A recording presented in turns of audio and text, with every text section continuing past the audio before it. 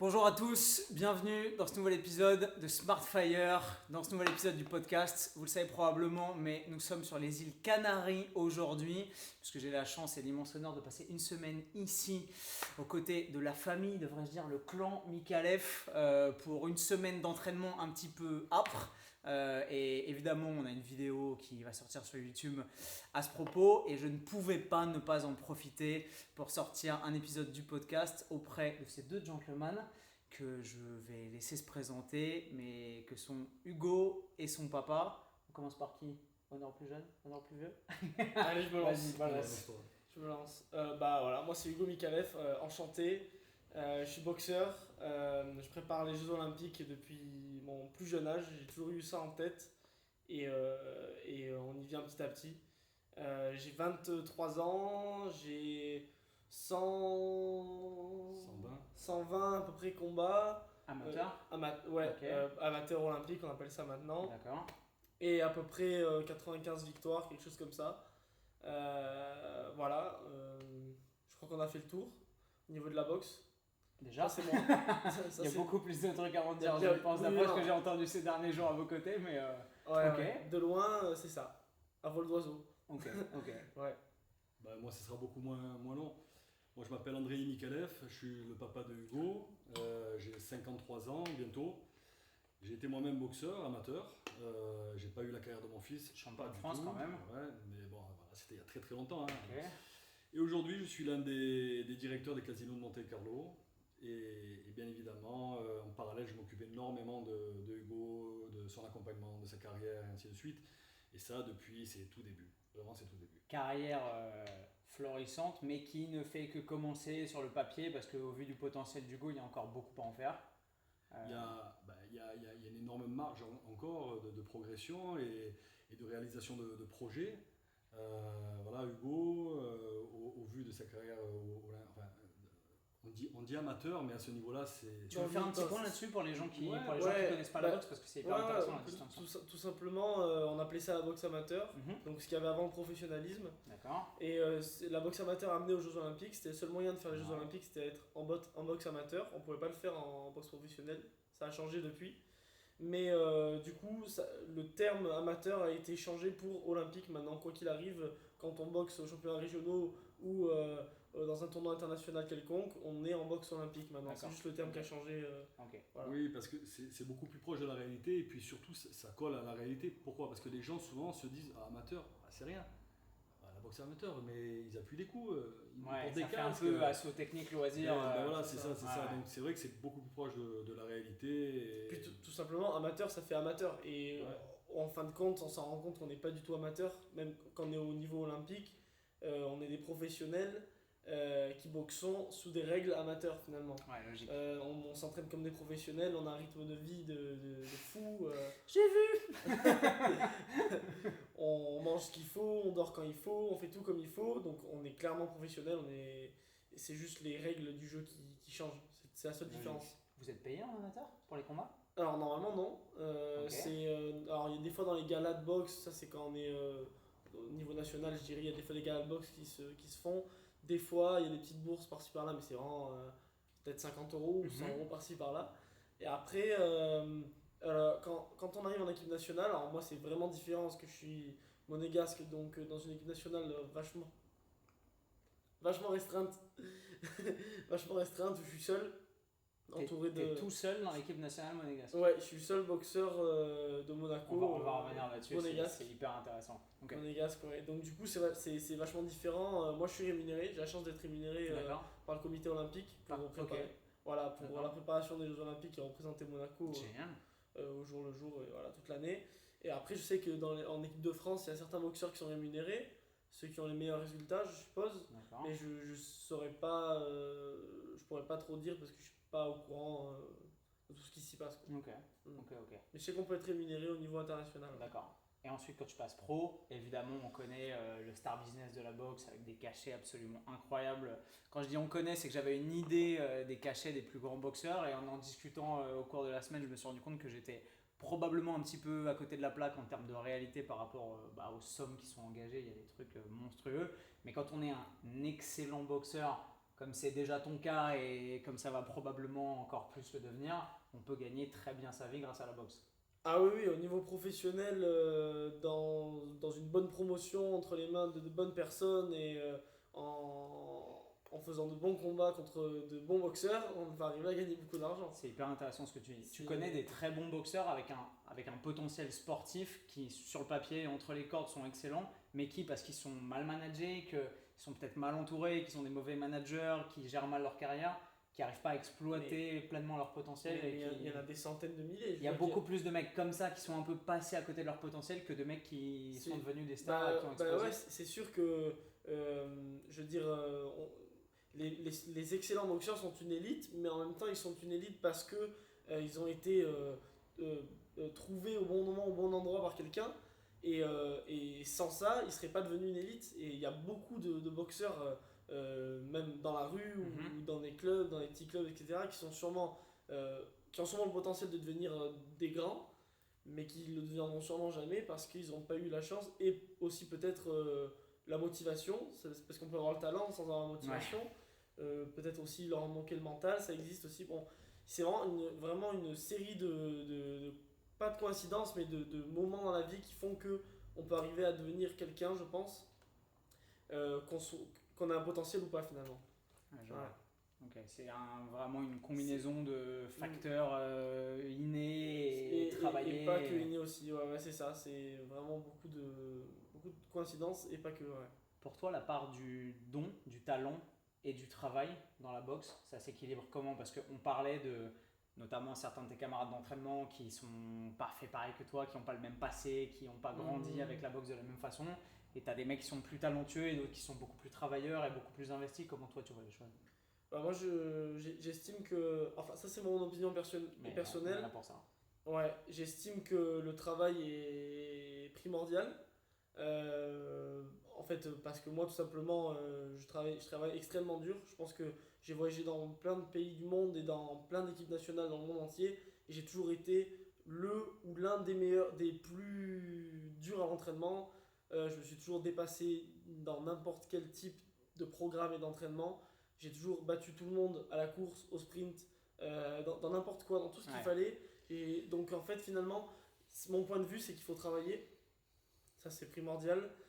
Après, le talent aussi, il joue beaucoup.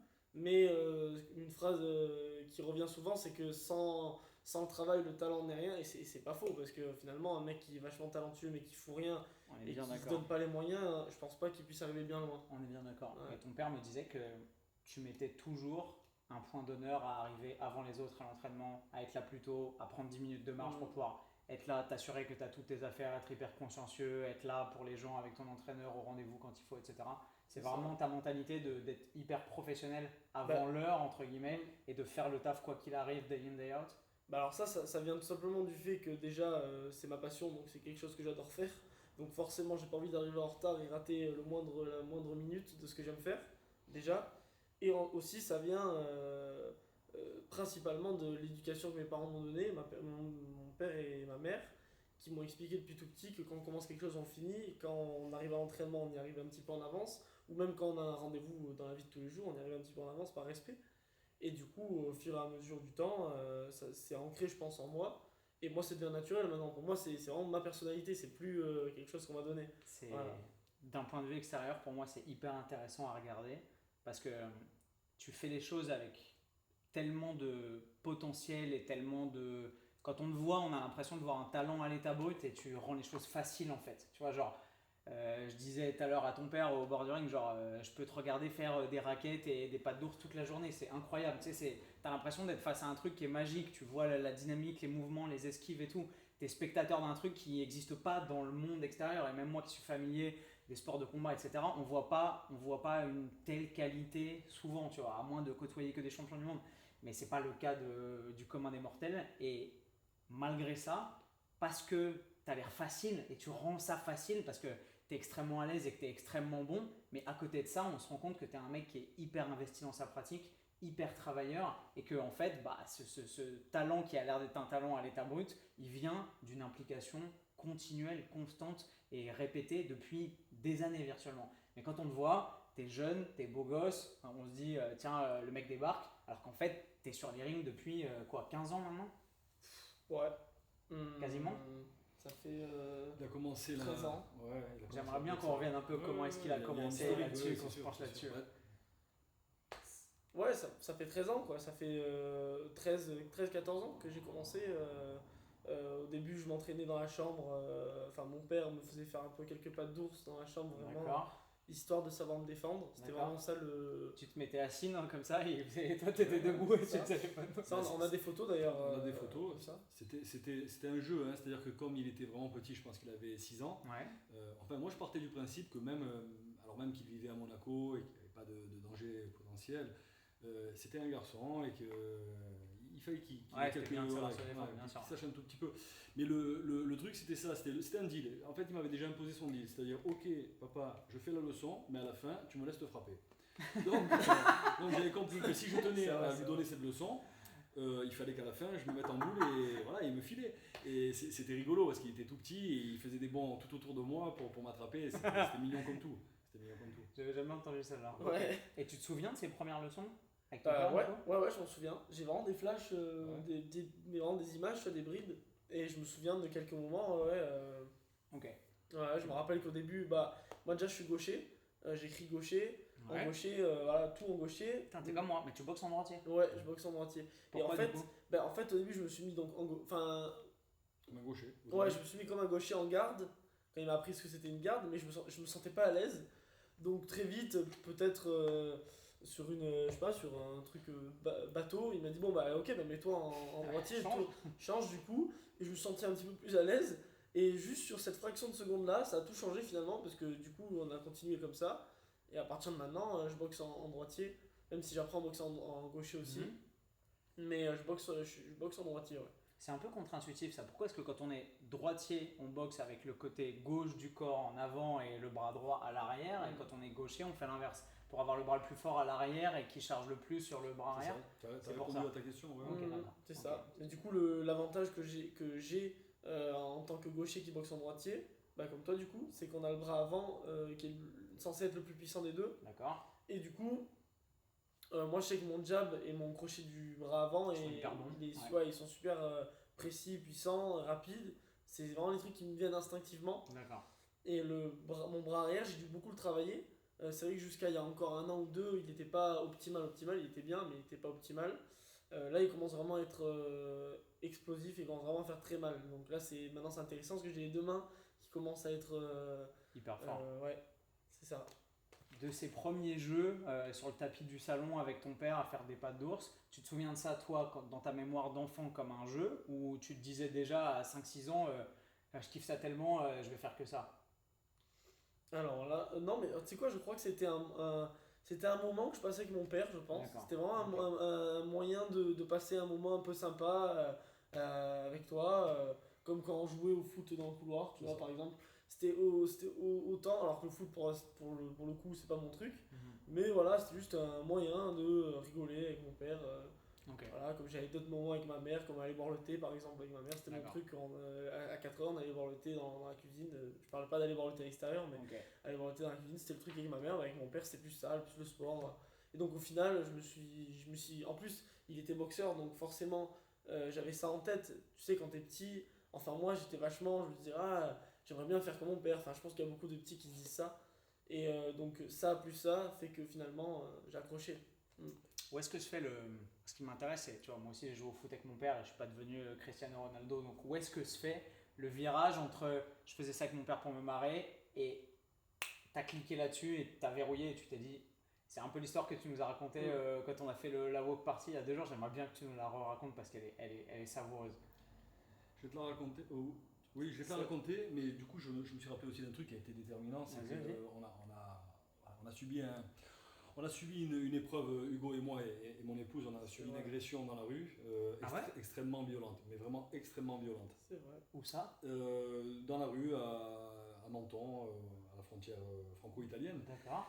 Ça a été, je pense, un peu le déclic pour mon fils, et il a vécu une scène d'horreur. Voilà, son père, qui était très malmené par beaucoup de gens. Ok. En gros, c'était ça, voilà. Et puis, à partir de là, je pense que ce que je lui avais inculqué, petit, ça a commencé à mûrir dans son esprit. Pourquoi? Parce qu'il a tellement vécu cette situation dramatique, D'accord. comme un enfant qui n'a pas pu aider son papa. Tu avais 8 ans, Il avait 7 ans. Ouais, 7 ans. Il avait 7 ans. Ouais. Et donc voilà, et je pense que ça a pris 2 ans. Et puis, j'étais pas au courant du tout. On parlait pas beaucoup de boxe. Ouais. Ouais. Je lui avais montré 2 cassettes VHS que j'avais sur moi. Voilà. Et j'avais pas réalisé à quel point c'est quelque chose qui avait mûri dans son esprit. Parce que, tu sais, on dit souvent qu'on n'arrive pas à la boxe par hasard. D'accord. Et effectivement, je pense que dans son cas, c'est pas le hasard. Il a un papa qui fait de la boxe. C'est vrai qu'on a subi une violente agression. Et puis un jour, il y a une part de hasard aussi.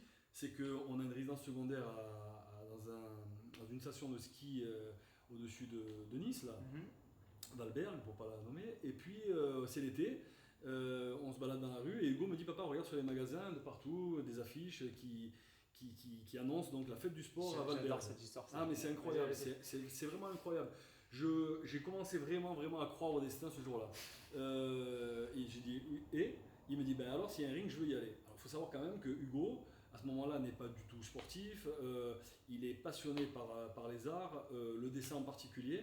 Il en parlera très bien tout à l'heure, sûrement. La musique aussi. Je vois qu'il a vraiment une oreille incroyable, un coup de stylo fou, quoi. Et puis, moi, je me fais une idée. Ça ne me dérange pas du tout. Je ne focalise pas sur ça. Et pour moi, il fait du judo, mais il le fait vraiment en loisir. Et il n'a aucune ambition sportive, en tout cas. Mais il me parle de monter sur le ring. Je suis quand même très surpris. Et je lui dis: Hugo, tu sais, je crois que depuis 1945, des rings dans les villages, on n'a pas dû en voir beaucoup, tu vois. Donc il me dit: oui, mais je veux qu'on y aille. Je dis: ok, si tu veux, on y va, il n'y a pas de souci. À la fête du village de Valberg. La fête du village de Valberg. C'est la fête du sport en fait. La fête du sport. La journée du sport. La journée du sport. Là, t'as quoi? T'as 8 ans. Ouais, 9 ans. 9 ans. Il a 9 ans. Ok. Il a 9 ans et je l'amène avec sa maman. Et puis, il y a un ring. Il y a un ring et franchement, je suis choqué. Je me dis: mais c'est incroyable. Il fait 1 mètre carré le ring. Ah, non, c'est un vrai ring. Un vrai ring. Un vrai, Ouais. Ils ont monté un vrai ring et c'était un club de Nice qui était monté, installé avec un gars. Et du coup, je lui dis à Hugo: mais Hugo, je te le dis, des combats, il n'y en aura pas. On va te donner la leçon, tu vas rentrer à la maison, tu vas faire comment? Non. Et ben, là aussi, c'est le destin. Le gars, il leur donne pas de leçon, il leur met un casque, une paire de gants et 2 par 2. Et tous les petits qui viennent, En fait, c'est tous les enfants qui étaient en vacances avec leur famille, parce que c'est vraiment un village qui est connu pour attirer vraiment les familles. Les infrastructures sont vraiment faites pour ça. Et puis voilà, et puis les gosses ils se mettent à la queue leu et 2 par 2 ça rentre. Et Hugo il rentre avec un gars, voilà, un petit pareil qu'on n'a jamais vu. Et en fait, quand je le vois faire le premier round, je suis ébahi. Je suis ébahi parce que je me dis: mais comment il a pu faire un truc pareil, quoi? Comment il a pu se mettre aussi bien en garde, ses déplacements, ça m'a surpris. Et puis, je ne connaissais pas ça chez Hugo, cette volonté de gagner, quoi. Je ne savais pas. Et donc, il rentre dans le premier round, il avait les cheveux très longs. Hugo, il avait la morphologie du surfeur, il était tout fin, blond, les yeux verts, les cheveux longs. En plus, nous, les parents, on adorait ça, donc c'était un peu nous qui le relookions, quoi. Et puis, derrière son casque, il a la mort là, qui sort du nez tellement il est énervé parce que pour lui c'est nul. Il a fait. Et non, je dis: Hugo, mais c'est génial. J'étais nul. Il pleurait et tout. Alors j'essaie de le calmer. Je lui dis: écoute, tu vas faire ça. Il repart, il fait un deuxième round quand même. Je veux dire, c'est costaud, hein, pour des petits. De quoi? 2 fois 1 minute, un truc comme ça? Ouais, c'était 1 minute. Ouais, 1 minute, mais on dirait qu'ils n'ont pas de rate, ils sont à fond.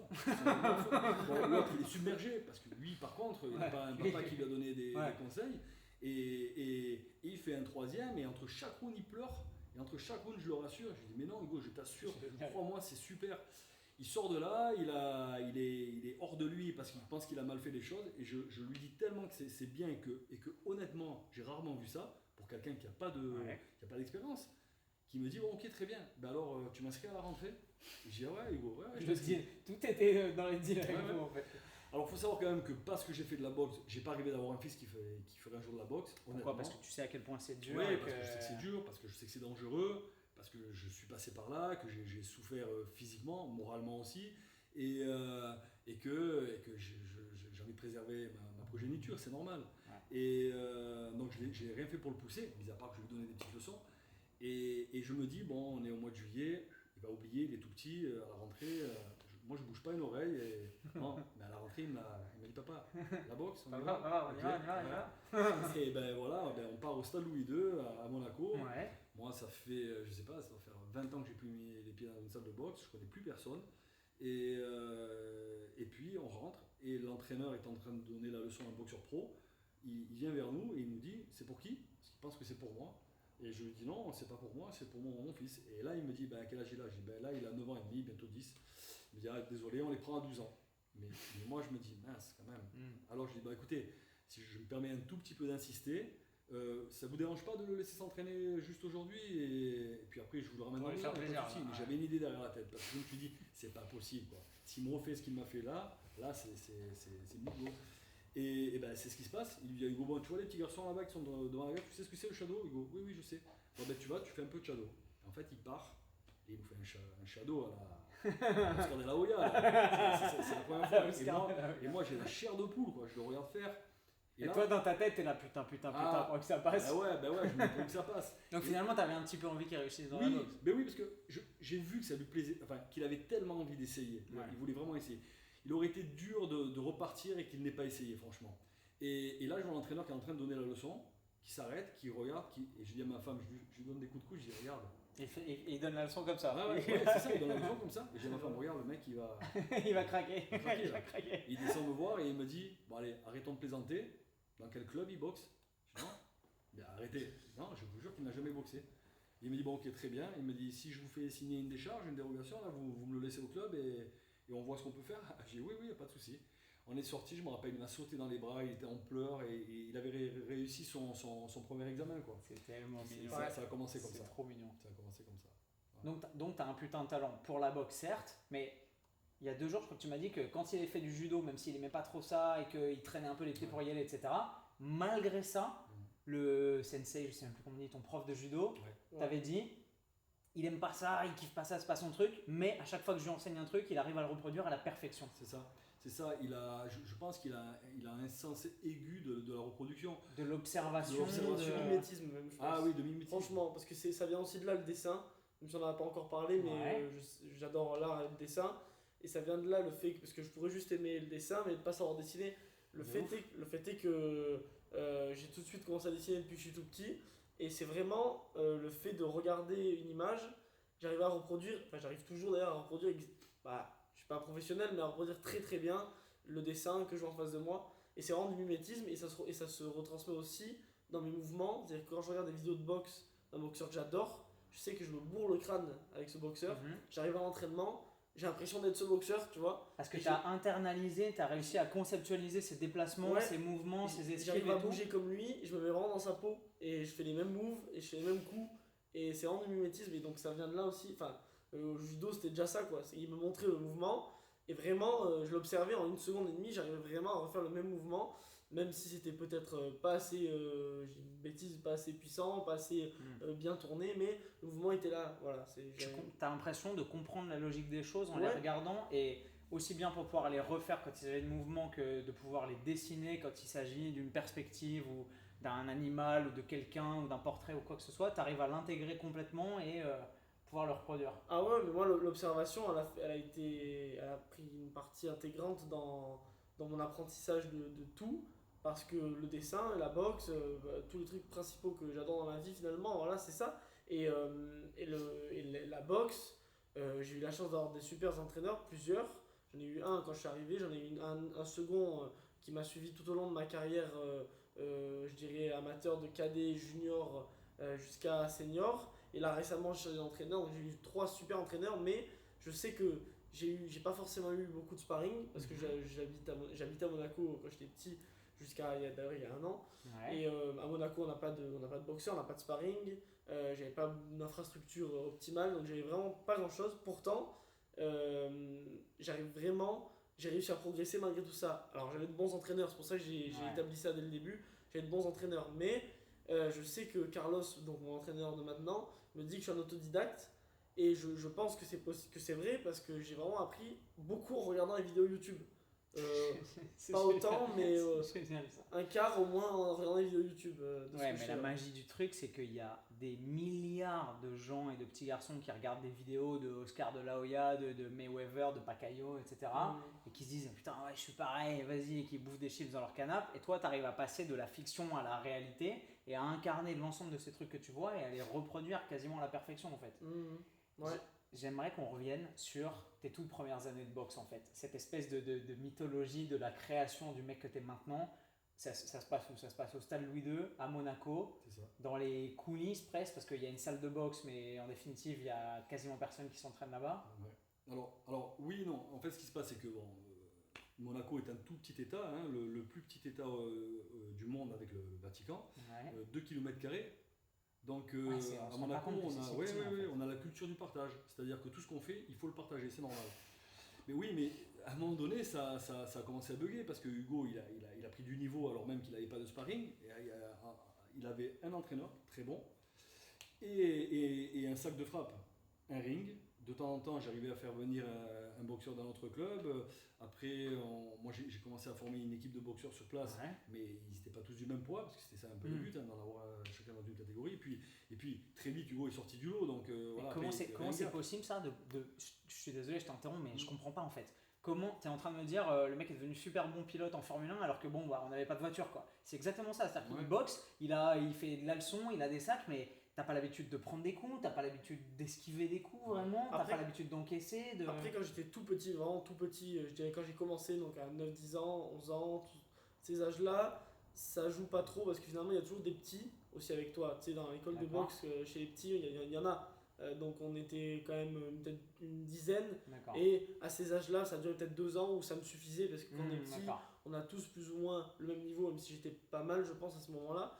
On a tous plus ou moins le même niveau, on pouvait mettre les gants, mais très vite, c'est devenu trop léger parce qu'au final, après, je suis passé en. J'avais peut-être vraiment 14-15 ans et il n'y avait plus personne pour mettre les Oui, gants. Et là, à partir de là, bah. Et là, quand l'adolescence arrive et que tu commences aussi bah, à devenir plus un homme, à prendre du muscle, etc., là, le fossé se creuse entre Ouais, voilà. les mecs, on a 2 bras, 2 jambes, et puis voilà. Bah, tout simplement, le fossé il se creuse et puis il y a même ceux qui étaient avec moi au début, ils partent après parce que Parce que la sélection naturelle fait son Voilà, c'est ça. travail et que les mecs ça les dégoûte et ils se rendent compte qu'ils sont pas très bons et puis c'est dur et c'est du travail et il faut être assidu, c'est C'est long et toi tu Et je t'accroches, me tu retrouve restes dans tout le seul. truc. Je me retrouve tout Et seul tu au te club. retrouves tout seul. Finalement, après, on a eu une autre arrivée. On a eu 2-3 autres boxeurs qui sont venus, enfin des mecs qui sont venus s'entraîner avec nous, qui sont devenus plutôt pas mal, qui ont fait quelques combats. Donc ça m'a suffi pendant 1 ou 2 ans.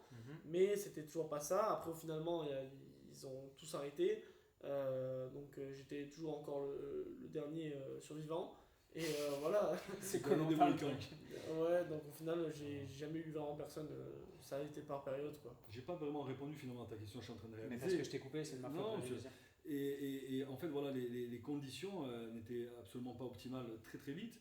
Moi, je dis toujours que Hugo est le seul boxeur au monde à n'avoir aucune infrastructure de boxe au sens propre du terme, je dirais comme l'INSEP, pour l'équipe Ouais. de France, et ainsi de suite. Je veux dire, il est tout seul dans une équipe nationale, c'est quand même particulier. C'est C'est-à-dire incroyable. qu'il ne connaît pas l'émulation d'une équipe.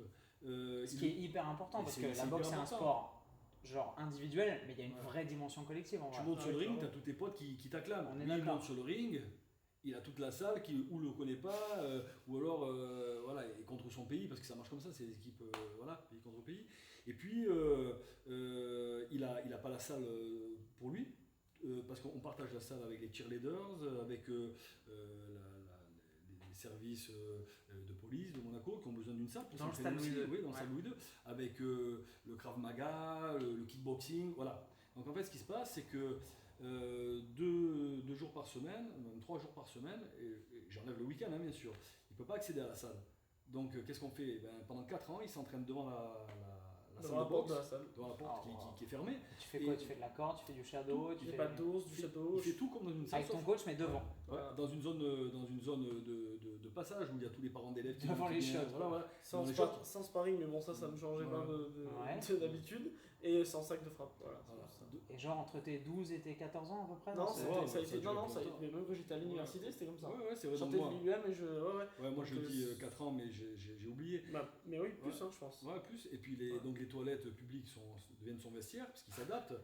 Genre tu sors des cours, tu vas aux toilettes, tu te changes, tu mets ta tenue de boxe. Exactement ça. C'est exactement ça. C'était exactement ça. Et pourtant, malgré tout, eh ben, il gagne. Il gagne, la plupart du temps il est sur le podium. On part à l'international un petit peu ric-rac, on n'a aucune expérience de ça. On a inscrit un tournoi de sélection pour les championnats du monde et il fait médaille d'or. C'est-à-dire que ce garçon, il n'a jamais rencontré personne. Il a fait les championnats de France, c'est pas rien, hein, attention. Ouais. Hein, qu'il a gagné. Que t'as gagné, ouais. Et donc mais néanmoins, je veux dire, quand il va se produire donc à l'international, de but en blanc, il tombe sur les mecs les plus forts de sa catégorie, de toutes les nations. Et il les bat. Donc des mecs qui ont déjà une expérience pugilistique oui, énorme, qui eux ont gravi les échelons petit à petit parce qu'ils avaient une compétition monstrueuse dans leur pays où il y avait des championnats de leur ville, de leur village, interrégionaux, régionaux et ainsi de suite. Et en fait ils arrivent, ils sont affûtés tellement qu'ils ont tout connu en fait. C'est ça. Et toi tu débarques, t'as jamais eu de sparring, t'as quasiment jamais fait de compète et tu plies tout le monde. En fait j'ai débarqué dans le rayon international avec un bagage national, c'est-à-dire que je boxais quand même, j'avais gagné 3 fois les championnats régionaux français. D'accord. Quoi, en PACA? Ouais, PACA. J'ai gagné plusieurs fois des tournois nationaux comme régionaux, comme des tournois qui s'appellent Romorantin. Romorantin, ouais, c'est un tournoi de détection pour la.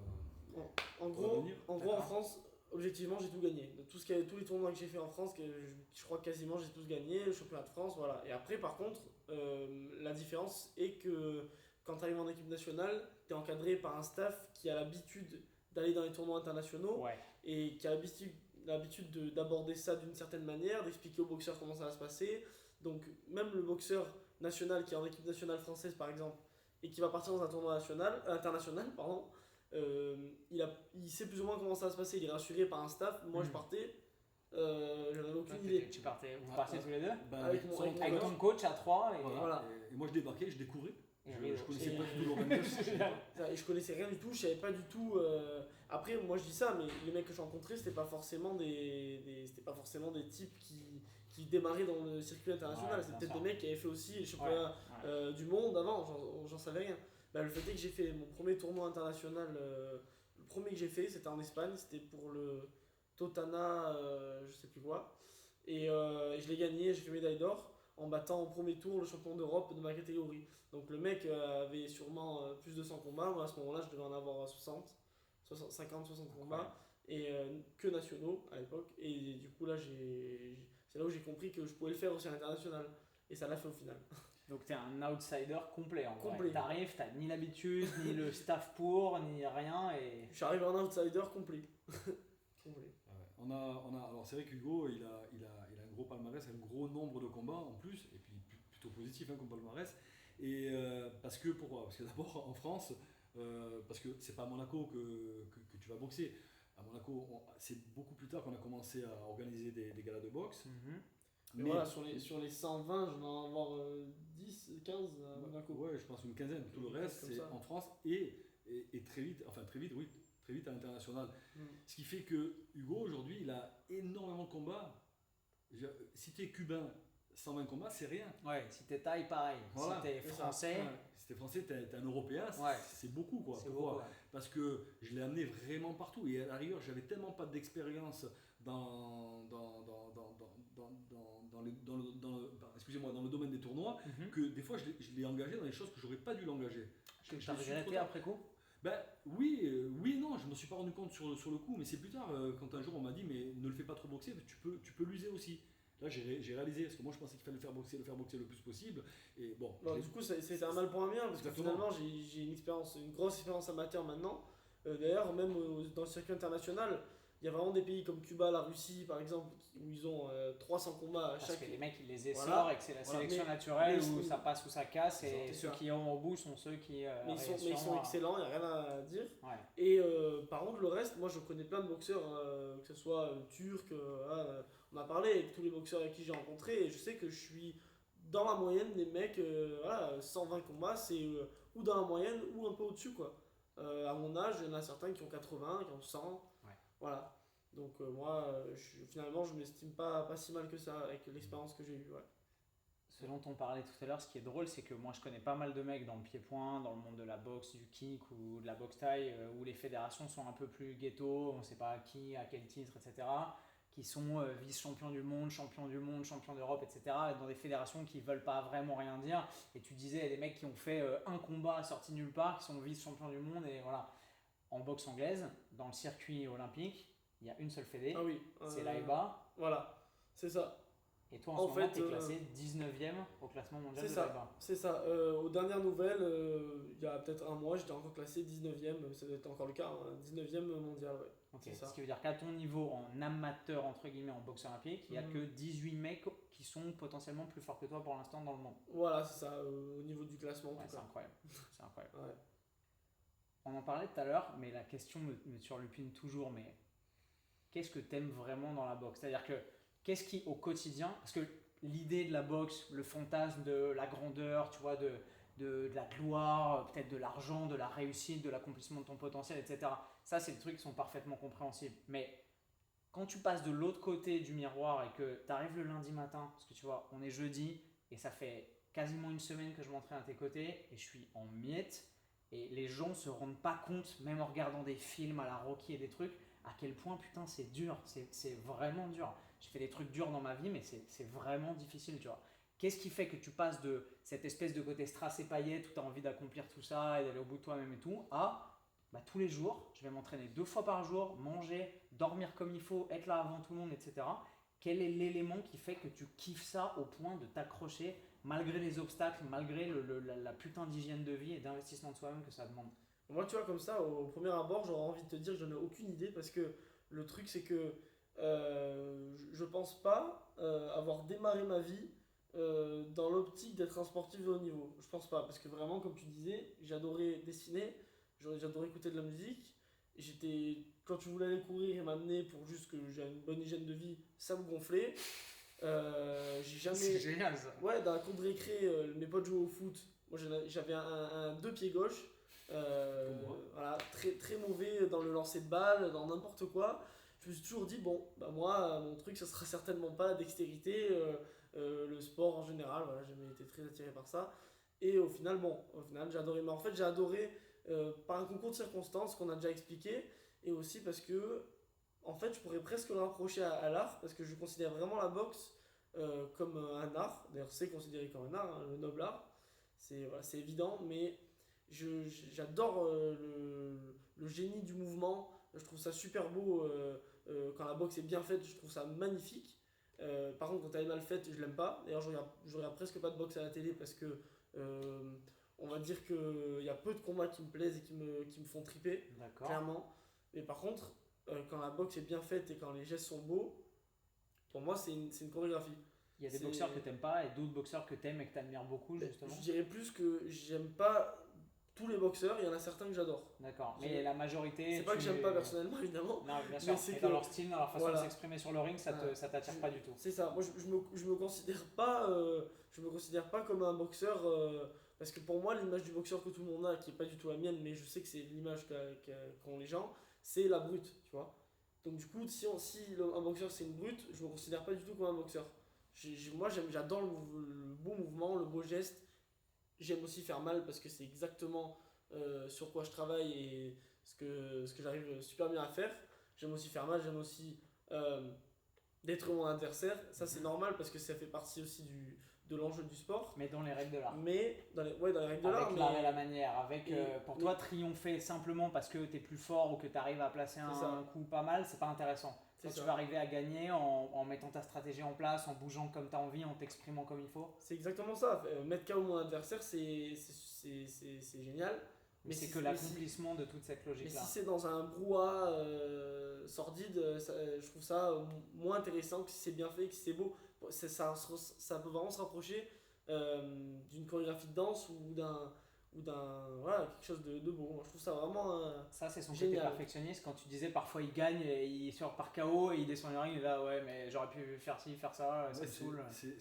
Il est étonnant très souvent parce que il a gagné beaucoup de combats et très souvent il est descendu déçu, très souvent.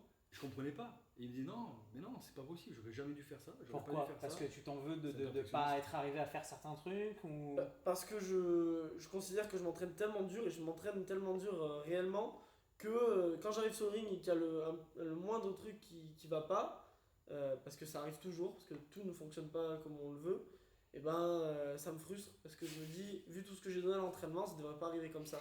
Ça devrait être tout parfait. Mais maintenant, avec la sagesse de l'âge, je suis pas très vieux, mais quand même, j'ai pris un petit peu de maturité et je me rends compte que au final, je suis moins râleur quand même. Un peu moins. Quand j'étais petit, c'était vraiment dans l'excès et je pouvais me mettre à pleurer de nerfs de pas avoir réussi à placer tel coup ou de pas avoir réussi à maîtriser le combat de telle manière. Vraiment de telle manière, pas juste maîtriser le combat, je voulais le faire comme ça. Et si j'ai pas réussi, le combat là où toi tu voulais, dans le rythme que tu voulais. Voilà, c'est ça. Si j'étais pas le maître total du ring, je pouvais me mettre à pleurer presque. Maintenant, c'est plus le cas. Maintenant, j'ai pris de la maturité et maintenant je maîtrise le combat, quoi qu'il arrive.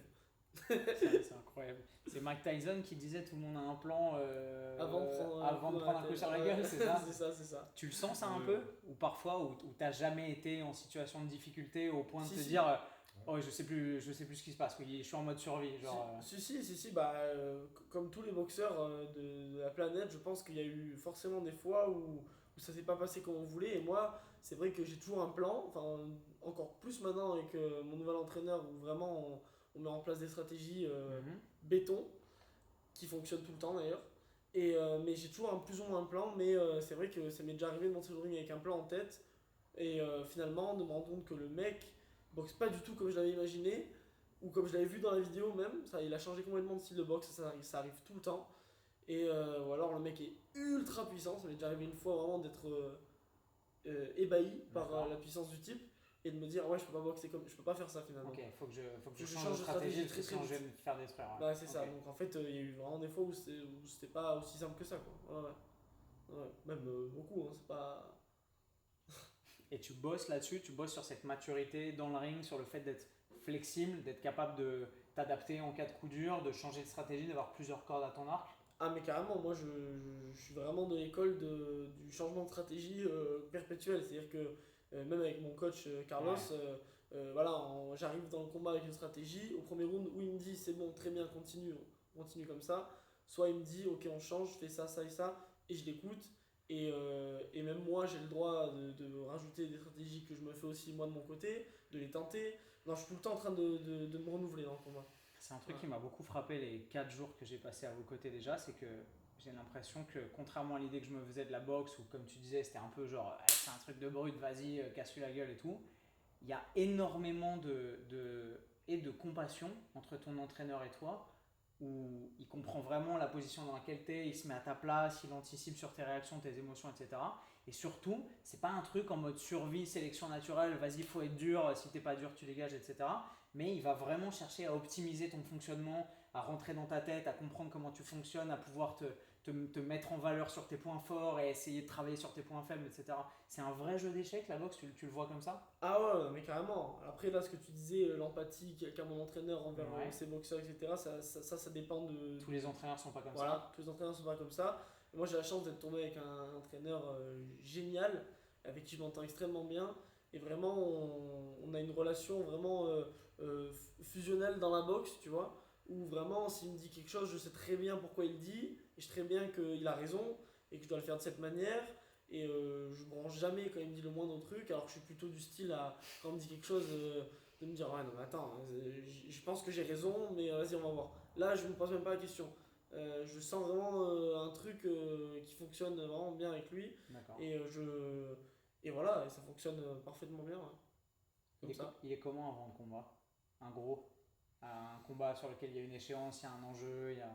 Alors, je sais pas si il a la manière de cacher son stress, mais moi, il m'a toujours impressionné. Moi, j'ai boxé avant et je disais toujours que je suis dans le couloir de la mort quand j'allais au ring. Avant, c'est vrai? Ouais, tellement ça me stressait. Lui, il donne pas l'impression d'être stressé. Il m'a dit un jour, j'ai juste le stress nécessaire à réaliser quelque chose de positif. Alors que moi, c'était plutôt le contraire. Je pense que je suis un peu comme tout le monde. Le stress m'envahissait tellement que ça pouvait être vraiment négatif. D'accord. Donc lui, il a juste le stress qu'il faut, ça le booste, Ça te galvanise à donner le meilleur de toi-même. Ouais. Moi, ouais. Vas-y. Non, j'allais dire que j'ai un peu la manière de cacher le truc quand même parce que je me suis toujours dit que si j'étais stressé, il fallait pas le montrer déjà à mon entourage parce que je veux que l'émulsion de groupe soit au top et surtout pas mon adversaire. Donc du coup, du vestiaire où le mec me voit pas jusqu'au ring, je me mets dans une ambiance, dans un mood tout Tu te seul. mets dans un personnage, Ouais, tu dans portes un voilà. masque quand t'arrives. Et je me dis, ah non, je suis pas du tout stressé. Et je me mets dans ce mood-là, jusqu'à sur le ring devant lui quand on touche les gants. Et voilà, parce que je veux pas qu'il sache, ça fait partie du jeu. Mais au fond de toi, ça t'est arrivé d'essayer d'afficher une poker face en mode je sais parfaitement où je suis, je contrôle tout, et d'être terrifié à l'intérieur? Terrifié, non. Terrifié, je pense pas, parce que terrifié, c'est. Il n'y a pas de panique, il n'y a aucun moment où tu te dis putain, qu'est-ce que je fous là quoi. Je pense pas que tu peux être terrifié si t'as décidé de faire des combats de boxe et d'essayer d'arriver au niveau où je veux arriver. J'ai pas le droit d'être terrifié. Parce que de toute façon, si c'était le cas, t'aurais fait 5, 10, 12 combats et puis t'aurais arrêté parce que c'était vraiment pas ton truc quoi. Terrifié, non, mais par contre, une adrénaline très très forte et un stress positif, j'en ai déjà eu. Et d'ailleurs, à tous les combats, j'ai énormément d'adrénaline. Et un petit stress au fond comme ça, mais qui me pousse à faire de grands trucs parce que tous les mecs contre qui je devais pas gagner, je les ai battus grâce à ça, finalement. Et toi, quand tu combats, t'es pété de trouille? C'est une horreur. C'est dur en tant que père. Bah oui, moi j'ai une anecdote. J'ai fait des championnats régionaux, c'est la finale. Je regarde le combat juste avant le sien, je suis debout parce que je tiens plus en place. Et je vois deux gamins qui s'en mettent plein la tête. Et je me dis, mais c'est des malades. Mais c'est des malades pourquoi? Parce que je pense à mon fils qui est dans le vestiaire, qui attend son tour. Or, au deuxième round du combat, on appelle les boxeurs qui sont dans le vestiaire pour commencer. Ça, je savais pas. Au cas où il y a un KO au début du troisième, pour pas que la soirée traîne, etc. Ça. Je sais pas que j'ai mon fils qui est juste derrière moi, qui m'observe et qui a très bien compris que je suis hyper stressé. Il a 14 ans et je sens un gant me frotter la nuque. Je me tourne, c'est mon fils et il pense à moi. Il a son combat, c'est la finale, mais il pense à moi et il me dit papa, ne stresse pas, hein, je vais gagner. Il me dit je m'entraîne pour ça, tu verras, je vais gagner. Et je me suis dit mais comment il fait? Il a gagné. Et il a gagné. Ouais, il a gagné. Et toi, ça t'a. Tu t'es dit ok, c'est bon. Prendre un peu de recul. Oui. Alors c'est drôle parce que ça dépend. En fait, j'ai énormément confiance en lui. Je sais qu'il est béton. Je sais que il s'entraîne tellement, mais tellement. C'est tout à l'heure on parlait d'amateurisme. C'est un vrai pro. Ouais. Je veux dire, il vit pour la boxe, il vit de la boxe aussi aujourd'hui parce que c'est un athlète de haut niveau. Tu sais que j'étais impressionné de ça en arrivant et quand je raconte aux gens que je suis venu m'entraîner aux côtés de mon pote qui prépare les JO et tout, les gens se disent vous allez faire quoi? Vous allez au sport. Tu sais, ils comprennent pas. À moins d'être dedans, tu peux pas comprendre ce que ça fait en fait de se lever le matin tous les jours à la même heure, d'aller à l'entraînement, d'être là 10 minutes à l'avance, d'avoir un planning hyper cadré, de savoir 2, 3, 4, 5, 10 semaines avant ce que tu vas faire et tout. Les gens sont pas dans cette optique-là. Il a quelque chose de moins tibétain en lui parce que il se lève à l'aube, il mange à des heures précises, il se couche tous les après-midi, il fait sa sieste. Enfin, je veux dire, il fait ça depuis des années. Beaucoup d'autres auraient craqué et auraient dit mais j'en ai marre, quoi, j'ai envie de vivre. Il arrive à s'accorder, il gère tout, franchement il gère tout. Mais le truc c'est que je vis super bien, je peux pas me dire j'ai envie de vivre parce que c'est exactement ça que j'ai envie de vivre depuis toujours. Tu sens pas de monotonie?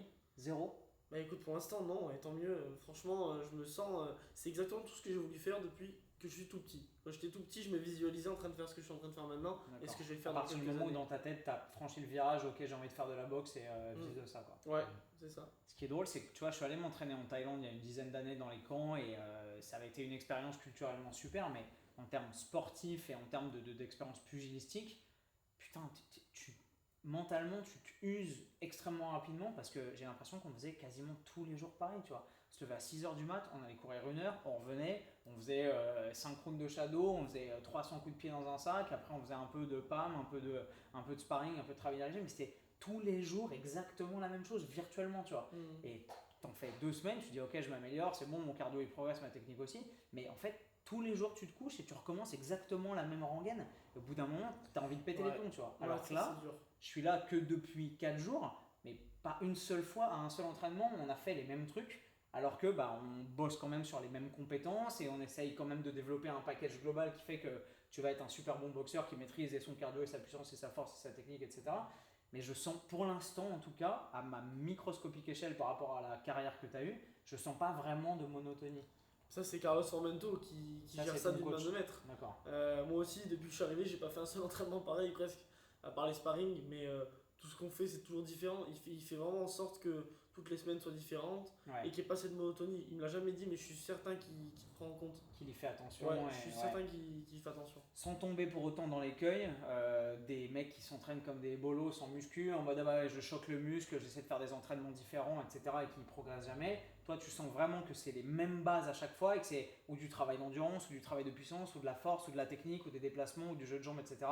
Mais toujours avec des petits twists Ouais, qui ouais. font que ça reste toujours ludique en fait. Je C'est sais ça. pas si à ton niveau tu sens ça, mais Si, moi si. j'arrive ici. Si, si. Ce matin, on a fait les pattes d'ours et tout. J'avais le sourire jusqu'aux oreilles de A à Z parce que c'est kiffant quoi. Ouais. T'as l'impression de jouer et en fait tu t'améliores sans arrêt. Cette dimension ludique Mhm. est au centre de ce que j'ai pu observer au moins ces 4 derniers jours quoi. Ouais, ben, tu peux progresser en te déchirant Mm. tous les jours, c'est possible, parce que je me déchire aussi.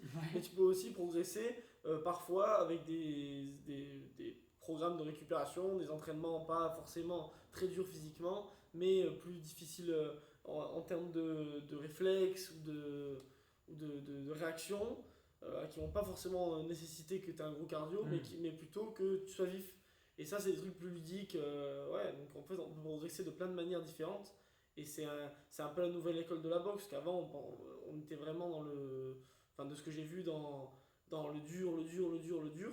Alors, c'est très dur la boxe, quoi qu'il arrive. Moi, que je m'entraîne, c'est super dur. Mais il y a d'autres manières aussi d'appréhender la chose. Hmm. Et dur et ludique, c'est quand même beaucoup plus sympa que dur et débile et toujours avec la même Voilà, méthode, en quoi. plus, dur et exact. Ouais, C'est ça. on est d'accord. Surtout pour un garçon qui a ta sensibilité et qui a besoin peut-être d'être stimulé émotionnellement, en Ouais, termes ouais, de je créativité. On sent ça dans ta boxe. Quand je te vois faire ton shadow et tout, on sent que c'est pas simplement une routine et que tu as toujours envie de tester des trucs et Mhm, d'expérimenter et exact. de jouer avec l'ensemble des concepts qu'on te donne en fait. Ouais. À regarder, c'est incroyable. Tu parlais tout à l'heure d'art, de sensibilité à la musique, etc. T'aurais fait un truc là-dedans si t'avais pas fait de boxe, t'aurais fait quoi de ta vie? T'aurais aimé faire quoi d'autre? Bah, je sais pas, après moi j'ai toujours dessiné, j'ai des centaines de dessins chez moi. Maintenant je dessine sur mon iPad. Tu sais que tu m'as jamais montré aucun de tes Ouais, dessins? je te montre après. C'est très très chaud. Je te montre après. Et la musique je l'écoute H24, c'est-à-dire que à la maison j'ai l'enceinte allumée en permanence Tout le avec temps, le son à la fond. plage pareil. À la plage pareil, Ouais. dans la voiture pareil, Ouais. à l'entraînement pareil, À la si je peux boxe mettre tout le ma temps. musique sur Ouais, un, tout je le temps. peux. Voilà, en rendez-vous, salle d'attente du docteur, j'ai AirPod, enfin, tout le temps. Et donc voilà, mais après, est-ce que j'aurais fait quelque chose là-dedans? Je sais pas. Je pense, franchement, je sais pas, j'ai pas de don pour un instrument précis, je pense pas. Après, j'aime beaucoup les choses esthétiques, j'aime les belles choses. Bon, peut-être que j'aurais aimé faire, j'en sais rien, un designer d'intérieur ou quelque chose comme ça, quoi. Parce que j'aime D'accord, vraiment les d'accord. trucs. Mais il n'y a pas un truc où tu dis putain, j'aurais bien fait, je sais pas, pilote de chasse ou médecin ou vétérinaire ou un truc qui Non, est toujours un peu dans un coin de ta Bah, tête. moi, ça c'était boxeur. Hein. D'accord. Celui-là, le truc qui était dans la tête, c'était le boxeur. Et t'as cliqué dessus Ouais. et C'était ça. chambé. Mm. On parle des JO un peu? Ouais. Parce que c'est quand même on est un peu là pour ça, surtout Ouais, toi. ouais, c'est clair. Ouais, bah, Euh, ouais. Je suis en plein sur la route là. J'ai les qualifications, je dois me qualifier pour les Jeux Olympiques, ça se passe pas comme ça. C'est pas une qualification, c'est pas comme je suis de Monaco, je suis invité aux Jeux Olympiques, c'est pas comme ça. Il faut que je me qualifie comme tout le monde aux qualifications européennes qui vont se dérouler à Paris du 4 au 9 juin. Et D'accord. donc, du coup, tous les boxeurs d'équipe nationale européenne se rencontrent là. Oh, putain. Et c'est un tournoi. Donc, C'est avec où à plusieurs Paris, tu tours. sais déjà? Je sais plus. C'est où c'est À l'INSEP? Non, Non. c'est dans les Saônes, Ouais, c'est autour de Paris. précisément. Ok, d'accord. Et c'est un tournoi avec plusieurs tours. Et je saurais pas te dire exactement combien de tours faut gagner. Mais je sais que moi, en fonction de qui je vais prendre, il faudrait que je gagne un ou deux tours encore. J'ai déjà gagné le premier tour en mars dernier. Ouais, je me souviens. C'était à Londres. Mhm. Ils ont arrêté la compétition à cause du Covid en plein Ouais. milieu. Mhm. Donc j'ai gagné mon premier tour. Là, j'attendais que ça reprenne. Mhm. Ça va reprendre donc en juin, comme je t'ai dit. Et il faudrait que je gagne encore un ou deux combats, je crois, pour être qualifié pour les Jeux Olympiques. Et ensuite, les Jeux Olympiques, c'est en juillet, fin Putain. juillet. Et si c'est ça, dans 3 mois, tu vas au JO Voilà. avec ton coach et ton père. Voilà. Mes coachs, Carlos Formento Tu vas le suivre, c'est sûr. et Thomas. Si le Covid me le permet, ah oui, ça c'est. Je veux dire, combien de papas sur la planète auront la chance un jour de voir leur enfant Aux Jeux toutes, Olympiques, Oui, quoi. aux Jeux Olympiques, C'est- toutes disciplines confondues. J'ai un petit truc à dire sur les Jeux Olympiques. Vas-y. il y a 12 ans en arrière. On regarde les JO, la boxe, et il est au milieu de nous, ma femme et moi, dans le lit, on regarde, et on regarde les combats, et il me dit, ce jour-là, il me dit, j'irai aux Jeux Olympiques. Mais je m'en rappelle parce que bien évidemment, ça m'a touché qu'il ait dit ça, mais je ne l'ai pas imaginé à ce moment-là, c'était vraiment très tôt, très tôt. Mais très vite, après, dans son parcours, il a fait son premier combat qu'il a perdu.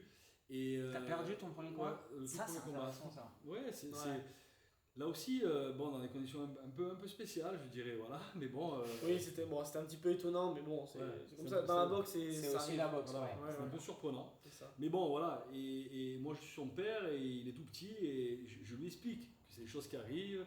Mais comment expliquer à un enfant C'est dur de perdre 11 son ans premier combat où tu penses Voilà. que c'est ton truc et t'es tout guilleret et tout et tu te fais ramasser et tu dis bon, voilà, va lui dire qu'il aurait dû gagner, mais Ouais, qu'il a perdu. Comment lui expliquer ça? Et puis surtout, je me suis mis à sa place, il a dû se dire, mon père il me dit ça pour me rassurer. ouais, mais Bah, en fait, je suis nul.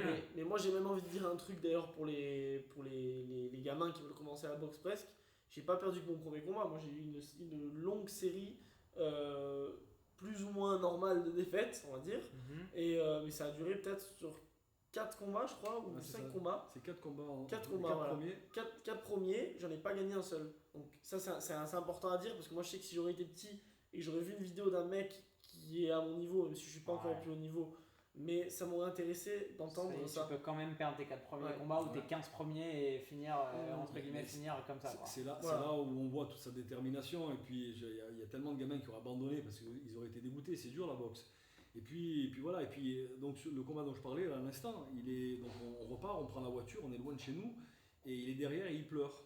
Et il a eu, je dirais, une médaille de récompense, quoi, je veux dire, parce qu'il a boxé, ça se fait beaucoup chez les petits, voilà. Ouais. Il a une médaille, il est derrière, il est en train de pleurer, je le regarde dans le rétro, et je suis à court d'arguments. Je sais plus quoi lui dire.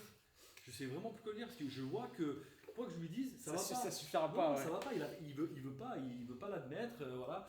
Et tout d'un coup, entre deux gros sanglots, il me sort, papa, on est quel jour? Et je lui dis, Hugo, samedi. Et là, il me dit, ah ok, super, plus que demain à attendre pour que le lundi je puisse m'entraîner. Et là, franchement, je me suis dit, Putain, il y a quelque chose. Ouais, ok, d'accord. Il y a quelque chose parce que. C'est pas voilà, j'ai plus envie d'y aller, c'est bon. C'est ça, c'est ça. Moi je lui ai dit, Hugo, tu sais, si tu veux laisser tomber la boxe, je peux comprendre. Je veux vraiment dire aussi, parce qu'il disait que c'était important pour les enfants de savoir qu'on peut perdre. Ouais. Mais je veux dire aussi que pour les gens qui vont nous écouter, je n'ai jamais forcé mon fils à boxer. Ouais. Tu l'as dit déjà. J'ai presque tout fait pour l'empêcher de boxer, mis à part le fait que c'est vrai que je lui ai donné des leçons, mais je ne l'ai pas imaginé à ce moment-là, il avait 5 ans, 6 ans. Mais j'ai tout fait pour pas le voir un jour boxer. Après, par contre, quand j'ai vu et que j'ai compris, de quoi il était capable, je me suis dit, voilà, là, il faut être derrière lui. D'abord, il aurait aimé n'importe quoi, j'aurais été derrière lui. C'est mon sang, c'est mon fils, voilà, ça marche comme ça, c'est la famille. Mais néanmoins, j'ai vite vu qu'il avait des qualités un peu hors normes. Et tout à l'heure, tu as cité quelqu'un, et ça m'a fait sourire. Tu as dit Cristiano Ronaldo. Et ça fait un moment que je cherche depuis tout à l'heure, je me dis comment il s'appelle, parce que je suis vraiment pas féru de football. Comment il s'appelle En fait, Hugo, il est, en tout cas, surtout ici, il est un peu surnommé de temps en temps Ronaldo. Pourquoi?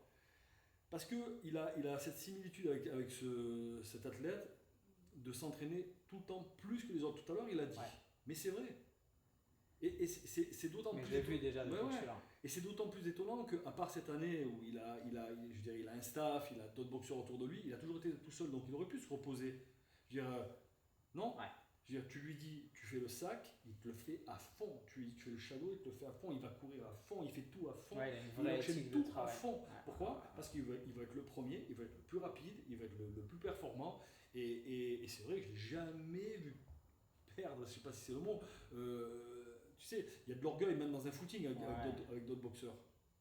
Tout le temps arrivé premier, tout le temps. D'ailleurs, je croyais courir très bien.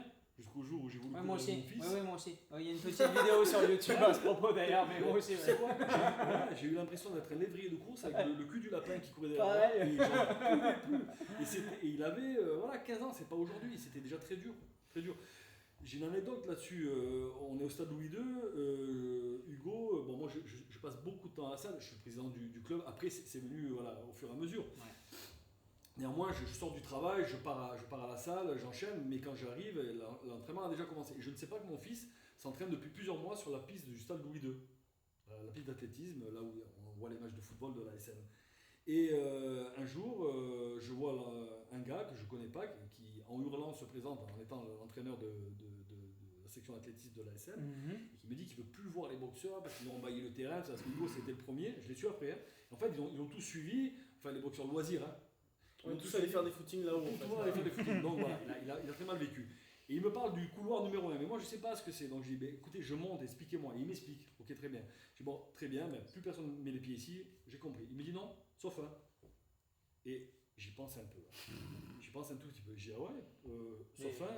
Lequel Pourquoi Et il me dit, bah, celui-là, là-bas, celui-là. Et je lui dis pas que c'est mon fils. Je dis, ok, mais pourquoi? Il me dit, parce que lui c'est un athlète. Lui, c'est impressionnant. Il me dit, lui, depuis qu'il est tout petit, il vient ici, il m'observe, il me laisse partir mes gars en sprint et tout, et il part comme un fou derrière, il me les bat. Il me dit, je suis sûr que si je le mets à l'athlétisme cette année, à la rentrée, il me fait un podium au championnat de France. Ouais, je dis, ben, c'est mon fils. Ouais, c'était ouf. Et d'ailleurs, quand je lui ai dit, pareil, il a été super ému, j'ai dit, Hugo, tu vois, je suis très ouvert quand même, j'ai dit, Hugo, si tu veux arrêter la boxe pour faire de l'athlète, tu vois, j'essaye encore, vas-y. Il m'a dit, papa, tu peux pas savoir comme j'aime l'athlétisme. Mais bon, on est dans la boxe, à fond la boxe. Voilà. Et pour revenir à Ronaldo, donc c'est ça, Hugo se lève tôt, il va aller s'entraîner. Quand ça ferme, il continue à s'entraîner. Ouais. Il est tout le temps là. Ça s'appelle les cycles. Ce qui l'a pas empêché, ça c'est aussi important, de faire des études. Parce que là aussi, on a une image du boxeur. Hein. Et d'ailleurs, je me disais toujours. Tellement en France, les gens ont tellement cette dichotomie implantée, tellement profonde dans leur putain de crâne que parce que tu es un sportif de haut niveau, tu peux pas être intelligent et éduqué. Et surtout, parce que tu fais des sports de combat et que tu es un boxeur et que tu tapes sur des gens, tu peux pas être intelligent et aimer les études et apprendre des trucs. Aujourd'hui, plus que jamais, je dirais que les élites sont des gens cultivés, quoi. Je veux dire, Lomachenko, Klitschko, voilà, et d'autres, bien évidemment. Et moi, je lui disais toujours, alors, il était scolarisé, et je lui dis, Hugo, tu peux pas savoir la fierté que j'ai lorsque les gens me disent, fais de la boxe, les études. Ils me disaient pas non, mais avec le visage, ils exprimaient le fait que pour eux, c'était pas compatible. Ouais. Je dis, non, les études, ça va très bien. Et j'ai dit, Hugo, tu vas avoir ton bac, hein, parce que c'est important. Une fois qu'il a eu son bac, il m'a dit, bon, c'est bon. Je dis, non, c'est pas bon. Maintenant, on va continuer. Parce que c'est facile pour toi l'école, non? Il me dit, oui, c'est facile. Je fais, bon, ben, c'est parti. Donc, l'université. Donc, il a fait une université internationale, américaine. J'ai étudié le marketing du luxe à Monaco. Donc, c'est une université qui est à Monaco et c'est l'un des seuls endroits où on peut étudier le marketing du luxe, je pense. Et donc, après, bon, l'école c'était facile pour moi, comme tu dis. Mais je veux dire, je suis pas surdoué, hein, c'est pas ça le truc. Hein. C'est juste que je me suis toujours débrouillé pour réussir plus ou moins tous mes examens comme je voulais. Tu regardais le bras de tes potes, comment ils bougeaient, tu faisais pareil. Ouais, voir en utilisant le bras de mes potes.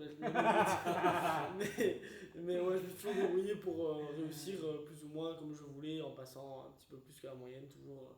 Voilà. Ouais, et puis après, après l'IUM, donc l'International University of Monaco, tous les cours en anglais et tout, et il était tout le temps en déplacement. Parce que c'est là, il est vraiment dans sa période où il est à l'international. Ouais.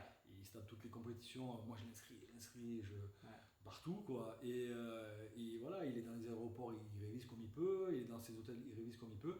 Il a très bien géré ça tout seul. On n'est même pas, je dirais, responsable de ça, à part qu'on lui a dit il faut continuer ses études. Les gens ne se rendent pas compte à quel point ça doit être dur de mener ces deux carrières de front, quoi. T'as l'impression d'avoir deux vies différentes, en fait. Moi, je me demandais comment il y arrivait.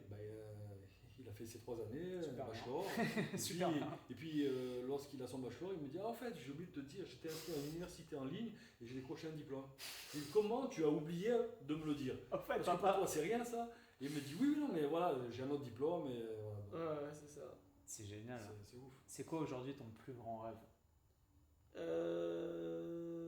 Alors, du coup, de l'ordre du rêve? De l'ordre de ce que tu as dans la tête maintenant. Genre. Moi, franchement, je préfère parler d'objectifs. Hein. Je te dis la vérité. Vas-y. Moi, mon objectif, c'est de devenir champion du monde de boxe en professionnel. Et avant ça, de faire une médaille aux Jeux Olympiques. D'accord. Quelle que soit la couleur de la médaille.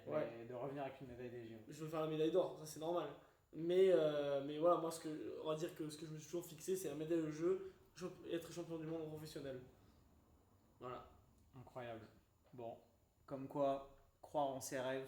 Primo, avoir le bon environnement pour pouvoir les réaliser. Deuxio, et bosser dur dur et dur pour espérer un jour arriver au sommet. J'espère que ce podcast vous a plu, qu'il vous a motivé et qu'il vous a appris des trucs. Moi, j'en ai pris plein les yeux. Les garçons, merci. Toi, Hugo, tu sais ce qu'on te souhaite. Ben merci. Toi, André, de pas trop stresser quand ton fils va monter sur le ring pour ses prochaines échéances. Prochain combat, les qualifs à Paris pour les JO. Prochain combat, oui, juste avant, dans 2 semaines, je m'en vais en Espagne sur la péninsule, faire un combat de préparation. Ok. 2 combats de préparation. Comme ça, les dos dans le pif. Non, Non. jamais. Toujours sérieux, tu prends toujours ouais. les échéances. Ouais, c'est des combats de sérieux. préparation, mais je fais attention à tous les réglages. Ouais. C'est Génial. jamais. Génial. Mm. Bon, je serai là pour voir cette évolution, quoi qu'il arrive. Je te souhaite beaucoup de bonheur et beaucoup de réussite parce que tu le mérites vraiment. Merci Je beaucoup. pense qu'on l'a bien compris. On va pas un petit mot de la fin. Ouais, je suis extrêmement fier. Oui, je suis extrêmement fier. Il faut juste préciser une chose, c'est historique. D'abord, dans le monde de la boxe, jamais un monégasque, jamais avant lui. On est allé au JO. Il est allé au JO. Après lui, je suis encore le président d'un club. J'espère un jour former quelqu'un de nationalité monégasque. C'est pas évident, on est très peu nombreux. Hein. Et puis, ouais, je dis que c'est historique. Donc il rentre dans l'histoire de son pays, il rentre dans l'histoire de. Rien qu'en de la ayant boxe. gagné les tournois internationaux, ça n'est jamais arrivé aussi. Ouais. C'est pour ça que. Oui. on dit ça. Oui, je dis ça pour ça, parce que l'hymne national monégasque au plus haut niveau, grâce à Hugo, on l'a entendu. Personne ne connaissait. J'avoue. Non, Personne bon, ça. connaissait. Puis, il a créé la surprise. Je veux dire, voilà, il vient d'un pays où, en théorie, on n'a pas besoin de vraiment boxer. Et pourtant. Et pourtant, il n'avait pas besoin de ça. Et à part le désir sans limite. Et le feu d'y arriver. sacré. Ouais. On se retrouve dans le prochain épisode de Sparkfire. J'espère que vous avez kiffé celui-ci. Bye bye.